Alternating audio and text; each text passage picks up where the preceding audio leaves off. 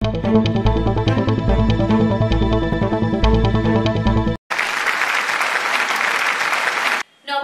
আমি উর্না। শুরু করছি প্যারালাল ঝলক। ডিজিটাল মিডিয়ায় এই প্রথম আপনারা দেখছেন বাংলায় খেলার সেরা বুলেটিন। মোহনবাগানের আবার আইএসএল চ্যাম্পিয়ন হওয়ার দৌড় চলছে। ইস্ট বেঙ্গলের দৌড় চলছে সুপার 6-এ ওঠার লক্ষ্যে। আইএসএল এর সমস্ত খবর এবং সেই সঙ্গে ভারতীয় ও আন্তর্জাতিক ফুটবলের সব খবর নিয়ে আমাদের বিশেষ সেগমেন্ট খেল সকার। সুযোগ নষ্টের খেসারত দিয়ে জামশেদপুরে 2 পান ফেলে রেখে এলো মোহনবাগান। যে ম্যাচ 5-6 গোলে জেতা উচিত, জামশেদপুরের সঙ্গে সেই ম্যাচ 1-1 গোলে ড্র করলো মোহনবাগান। প্রথমার্ধে মৌসুমের অন্যতম সেরা ফুটবল খেলে সুযোগের পর সুযোগ তৈরি করে সবুজ maroon brigade. Manvir, Rodriguez, Cummins, টাংরিরা তখন আক্রমণে ঝড় তুলেছেন। কামিন্স, লিস্টন, ম্যাকলরেনরা সহজ সুযোগ নষ্ট না করলে প্রথমার্ধে 5 গোল হয়ে যায়, কিন্তু গোল হলো মাত্র একটি। আবার সেট পিসে গোল। কর্নার থেকে মোহনবাগানকে এগিয়ে দেন শুভাশিস বোস, কিন্তু দ্বিতীয়ার্ধে খেলায় ফিরল জামশেদপুর। গোলটি শোধও করে দিল। নিজেদের অর্ধে বল ধরে প্রায় 50-60 গজ দৌড়ে মোহনবাগানের অন্তত 4-5 জন ডিফেন্ডারের মাঝখান দিয়ে ঢুকে গোল করে গেলেন স্টিফেন এজে। মোহনবাগানের ফুটবলাররা কেন কেউ ট্যাকেলে এলেন না? কেন দাঁড়িয়ে দাঁড়িয়ে দেখলেন এজে দৌড়চ্ছে এবং গোল করে যাচ্ছে? সেটা বোধগম্য হলো না। ম্যাচটা ড্র করে মোহনবাগানের পরেই 2 নম্বরে উঠে এলো খালিদের জামশেদপুর। পরিবর্তন হিসাবে স্টুয়ার্ট দিমিকে নামিয়েও আর গোলের দেখা পেল না টিম মোহনবাগান। জামশেদপুরের বিরুদ্ধে এগিয়ে থেকেও ড্র মোহনবাগানের, পয়েন্ট নষ্ট। ম্যাচ শেষেই মোহনবাগানের রক্ষণ থেকে একের পর এক সুযোগ নষ্ট নিয়ে মুখ খুললেন প্রাক্তন ফুটবলার শিশির ঘোষ। মানে হরেবল ডিফেন্স, হরেবল। এরকম ডিফেন্স মানে দেখা যায় না। মানে ডিফেন্স যেরকম করে গোল করে দিয়ে গেল, বুঝলি, মানে ভাবা যায় না। মানে একটা লোক চেস করে নেই, মাঝ মাঠ থেকে সোজা নিয়ে চলে যেতে। মেসিকে দেখেছিলাম বা এমবাপ্পেকে দেখেছি গোল করতে। হ্যাঁ, বুঝলি, হ্যাঁ। তারপর 1 গোল করার পর যেরকম ভাবে মানে মিস করেছে গোলের, স্বাভাবিক। ওরা নিজের পায়ে নিজে কুড়ুল কেটেছে, নিজের পায়ে নিজে মেরেছে কুড়ুলটা, বুঝলি। এবার লাস্টে তো থরোলি কম্প লেগে গেছিল। একটা হেডার নেই, লম্বা লম্বা থ্রো, কর্নার, একটা হেডার নেই। ডিফেন্সের অবস্থা খুব খারাপ। ক্যাপ্টেন যতই গোল হোক কিন্তু ও বাপরে বাপ, মানে হরেবল ডিফেন্স। টোটাল টিমটা কেউই খেলতে পারেনি সেরকম। খুব কমল ভাবে 1 পয়েন্ট নিয়ে এসছে। শনিবার মোহনবাগানের এজিএম। সকলের নজর একটা বিষয়ের দিকেই, এবারের এজিএমে বাগানের নির্বাচন নিয়ে কোনো আপডেট উঠে আসে কিনা। আগেই বাগান সচিব দেবাশিস দত্ত জানিয়েছিলেন নির্বাচন প্রক্রিয়ার সব কিছুই ঠিক হয়ে আছে, সঠিক সময় নির্বাচনের তারিখ জানাবেন তারা। কিন্তু পরিবর্তিত পরিস্থিতিতে নির্বাচন আদৌ হবে কিনা সেই নিয়েও ধোঁয়াশা তৈরি হচ্ছে। শোনা যাচ্ছে এবার সমঝোতা করানোর দায়িত্ব নিয়েছেন কুণাল ঘোষ। এমনকি নাকি বৃহস্পতিবার 2 পক্ষের সঙ্গে বৈঠকও করেন তিনি। এখন দেখা তাতে বরফ গলে কিনা। আর তাই শনিবারের এজিএমের দিকেই সকলের নজর। মোহনবাগানের বড়দের মতো ছোটরাও পয়েন্ট টেবিলের শীর্ষে। অনূর্ধ্ব-17 যুবলীগের গ্রুপ এতে 5 ম্যাচে 15 পয়েন্ট নিয়ে শীর্ষে মোহনবাগান। শুক্রবার বিধাননগর মিউনিসিপ্যাল স্পোর্টস একাডেমিকে 3-2 গোলে হারিয়েছে তারা। মোহনবাগানের হয়ে জোড়া গোল করেছেন ববি সিং, আরেকটি গোল করেন টি হাউকিপ। মোহামেডান ফুটবলারদের বেতন সমস্যা এখনও 20 বাউ জলে। বৃহস্পতিবারের মিটিংয়েও কোনো সুরাহা হয়নি। 3 মাসের বেতন বাকি আছে ফুটবলারদের। ইনভেস্টার সাচি গ্রুপের বক্তব্য, আগের ইনভেস্টারের আমলের বেতন বাকি, সেই দায় তারা কেন নেবে? এর মধ্যেই মোহামেডান কর্তা কামারউদ্দিন হুঙ্কার দিয়েছেন জানুয়ারি উইন্ডো এখনও খোলা আছে, কেউ মনে করলে চলে যেতে পারেন। এই অবস্থায় ছুটি কাটিয়ে এসে ফুটবলাররা অনুশীলনে নামবেন কিনা সেটা নিয়ে বেশ ধোঁয়াশা। তবে দল ভালো খেলছে, পয়েন্ট পাচ্ছে, তার প্রশংসা করলেন ম্যানেজার দীপেন্দু বিশ্বাস।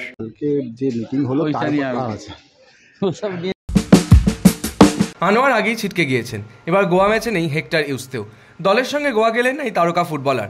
ডার্বির পর থেকেই প্রস্তুতিতে নামেননি হেক্টর। বৃহস্পতিবারও তিনি প্রস্তুতিতে নামেননি, চোট রয়েছে তার। তিনি প্রস্তুতিতে না নামার পর থেকেই জল্পনাটা শুরু হয়ে গিয়েছিল। শুক্রবার তাকে ছাড়াই গোয়ার বিরুদ্ধে নামার সিদ্ধান্ত নিয়েছেন কোচ অস্কার ব্রুজো। আনোয়ার নেই, এবার হেক্টরও নেই। অস্কারের রক্ষণ নিয়ে চিন্তাটা ক্রমশই বাড়ছে। গোয়ার বিরুদ্ধে মাঠে নামবে ইস্টবেঙ্গল। এই ম্যাচ জিততেই হবে লাল হলুদ শিবিরকে। গোয়া পৌঁছেই সেই কারণে সময় নষ্ট নয়। শুক্রবার সন্ধ্যাবেলাতেই মাঠে নেমে পড়ল লাল হলুদ ব্রিগেড। রক্ষণে আনোয়ারের পাশাপাশি হেক্টর ইউসতেও নেই। হেক্টরের চোটের কারণে দলের সঙ্গে যেতে পারেননি তিনি। শোনা যাচ্ছে হেক্টরকে ছেড়ে দেওয়ার পথেই হাঁটতে পারে লাল হলুদ ব্রিগেড। তার জায়গায় নতুন বিদেশি আনার তোড়জোড়ও শুরু হয়ে গিয়েছে। গোয়ার বিরুদ্ধে নামার আগে সেই কারণে অস্কারের রক্ষণের দিকেই বাড়তি নজর। সেইভাবেই এদিনও ম্যাচ সিচুয়েশন প্র্যাকটিসের ওপরই বিশেষ জোর দিলেন তিনি। গোয়ার বিরুদ্ধে বদলাতে পারে বিষ্ণুর পজিশন। লেফট উইংয়ে রিচার্ড সেলিসকে খেলিয়ে বিষ্ণুকে রাইট উইংয়েই ব্যবহার করতে পারেন অস্কার। সমস্ত রকম প্ল্যানিং নিয়েই এদিন গোয়ায় প্রস্তুতি সারল লাল হলুদ ব্রিগেড। সন্তোষই বাংলা দলকে সম্বর্ধনা দিল ইস্টবেঙ্গল। 22 জন ফুটবলার, কোচ, সাপোর্ট স্টাফদের পাশাপাশি দীপেন্দু বিশ্বাস, অলোক মুখার্জিদের মতো বাংলা দলের রিক্রুটারদেরও সম্বর্ধিত করল লাল হলুদ। উপস্থিত ছিলেন প্রাক্তন সচিব কল্যাণ মজুমদার। অসুস্থ শরীর নিয়েও এসেছিলেন তিনি। সকলকে মিষ্টির হাঁড়ি ঘড়ি দিয়ে সম্বর্ধনা জানানো হলো। ক্রীড়ামন্ত্রী অরূপ বিশ্বাস কোচ সঞ্জয় সেনের উদ্দেশ্যে বলেন, মাসে একবার এই দলকে নিয়ে শিবির করার খরচ রাজ্য সরকার দেবে।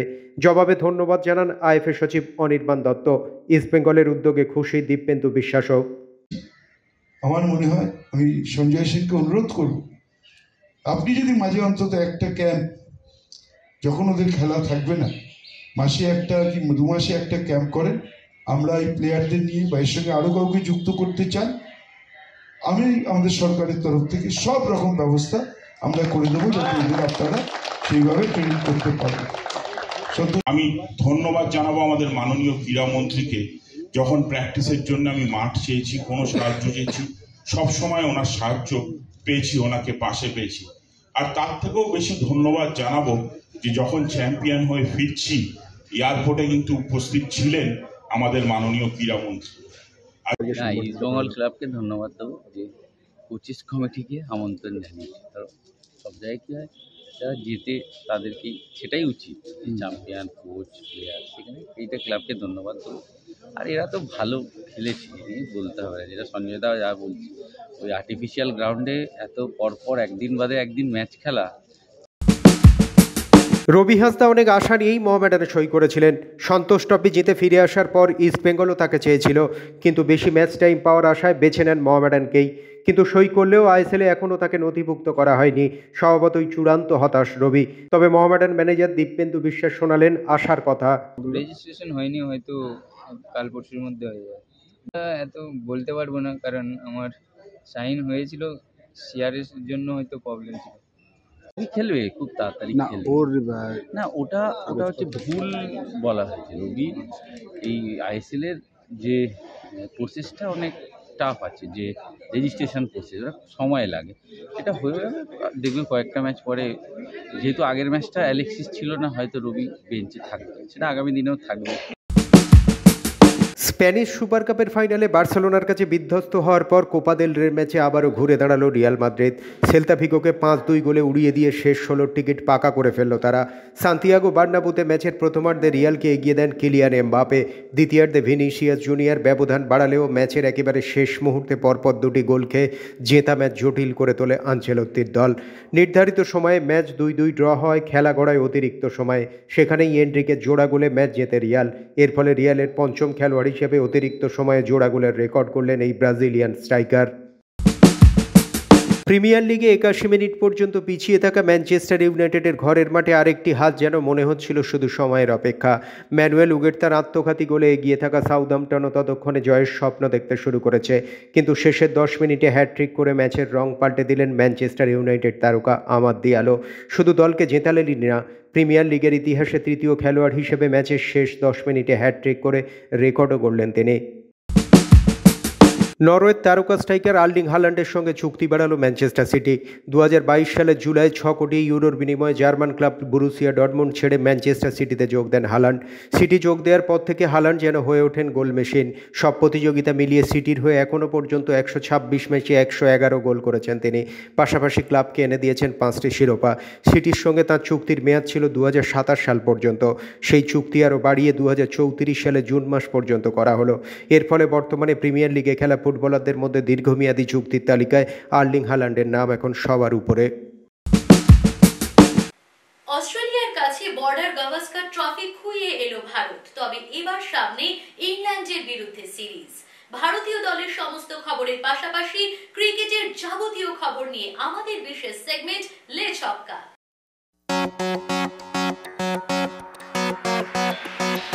আগামী 22শে জানুয়ারি ইডেন গার্ডেন্সে ভারত বনাম ইংল্যান্ড টি20 ম্যাচ। সেই ম্যাচ ঘিরে এখন থেকে উত্তেজনার পারদ চড়তে শুরু করেছে।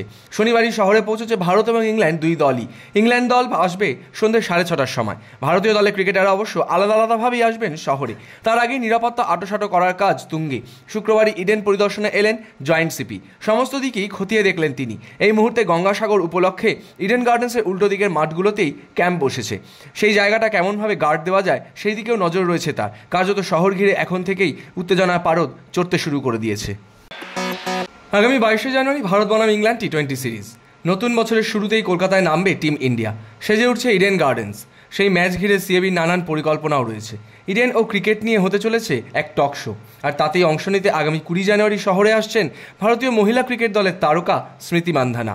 শুধুমাত্র তিনিই নন, সেই টক শোয়ে থাকবেন প্রাক্তন ভারত অধিনায়ক সৌরভ গঙ্গোপাধ্যায়, থাকবেন ঝুলন গোস্বামীও। ইডেন থেকে ক্রিকেট নানান বিষয় উঠে আসবে এদিনের টক শোতে।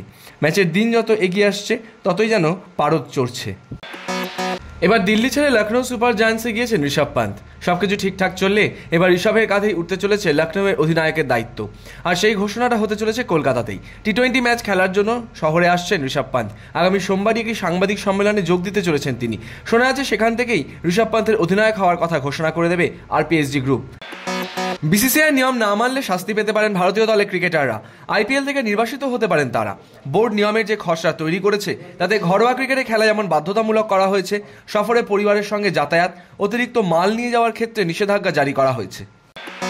চ্যাম্পিয়ন্স ট্রফিতে জসপ্রীত বুমরা খেলতে পারবেন কিনা এই নিয়েই এখন সবচেয়ে বেশি কৌতূহল ভারতীয় ক্রিকেট মহলে।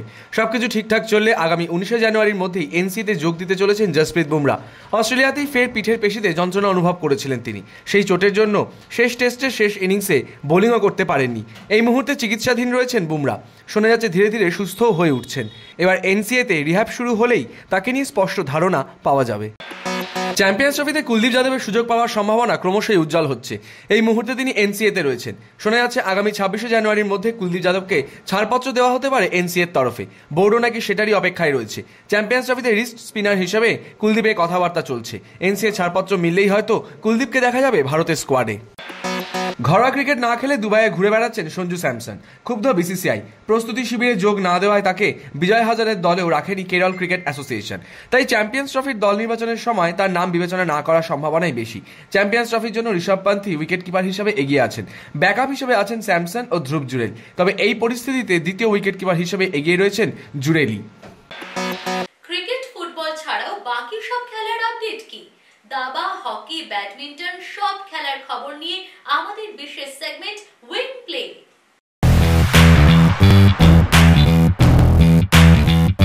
মেজর ধ্যানচাঁদ খেলরত্ন পুরস্কার পেলেন মানু ভাকের। প্যারিস অলিম্পিক্সে জোড়া পদক জিতে প্রথম ভারতীয় মহিলা হিসেবে রেকর্ড করেছিলেন তিনি। শুক্রবার রাষ্ট্রপতি ভবনে এক অনুষ্ঠানের মধ্যে দিয়ে তাঁর হাতে পুরস্কার তুলে দিলেন ভারতের রাষ্ট্রপতি দ্রৌপদী মুর্মু। মানু ছাড়াও খেলরত্ন পেলেন দাবার বিশ্ব চ্যাম্পিয়ন ডি গুকেশ, হকি খেলোয়াড় হরমনপ্রীত সিং এবং প্যারা অ্যাথলিট প্রবীণ কুমার। এদিন 4 খেলরত্ন পুরস্কার ছাড়াও দেশের 32 জন অ্যাথলিটের হাতে অর্জুন পুরস্কার তুলে দেওয়া হয়। অনুষ্ঠানে উপস্থিত ছিলেন কেন্দ্রীয় ক্রীড়ামন্ত্রী মনসুখ মান্ডব্য ছাড়াও বহু বিশিষ্টজন। অস্ট্রেলিয়ান ওপেনে পুরুষদের ডাবলসে আগেই ছিটকে গিয়েছিলেন রোহন বোপান্না জুটি। ফলে এই প্রতিযোগিতায় টিকে থাকতে গেলে মিক্সড ডাবলসে ভালো কিছু করতেই হতো তাদের। সেটাই করে দেখালেন রোহন বোপান্না। বিশ্বের প্রাক্তন 1 নম্বর টেনিস তারকা চীনের ঝ্যাংকে সঙ্গে নিয়ে জিতলেন প্রথম রাউন্ডের ম্যাচ। 1 ঘন্টা 12 মিনিটের দীর্ঘ লড়াইয়ে তারা হারালেন ইভান ক্রিস্টিনা জুটিকে। প্রথম সেটে শুরুতেই 3-0 এগিয়ে গেলেও পরে প্রতিপক্ষ জুটি ব্যবধান কমিয়ে 2-3 করে ফেলেন। যদিও এরপর অভিজ্ঞতার সঙ্গে স্নায়ুচাপ ধরে রেখে ম্যাচ বের করে আনেন বোপান্না। ম্যাচের ফলাফল 6-4, 6-4।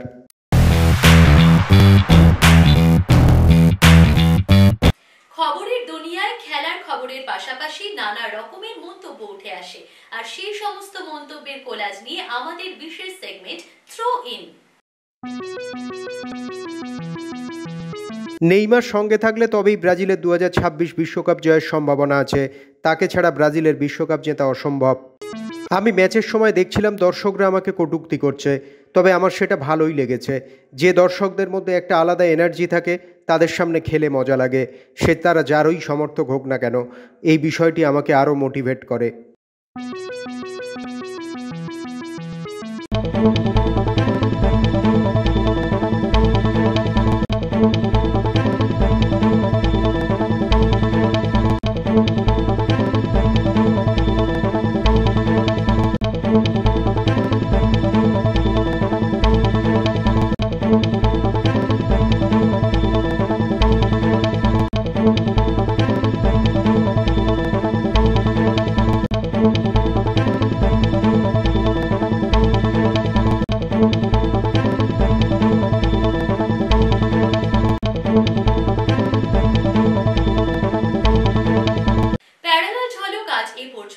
খেলার দুনিয়ার যাবতীয় সব খবর নিয়ে দেখতে থাকুন প্যারালাল ঝলক প্রতিদিন রাত 10টায়।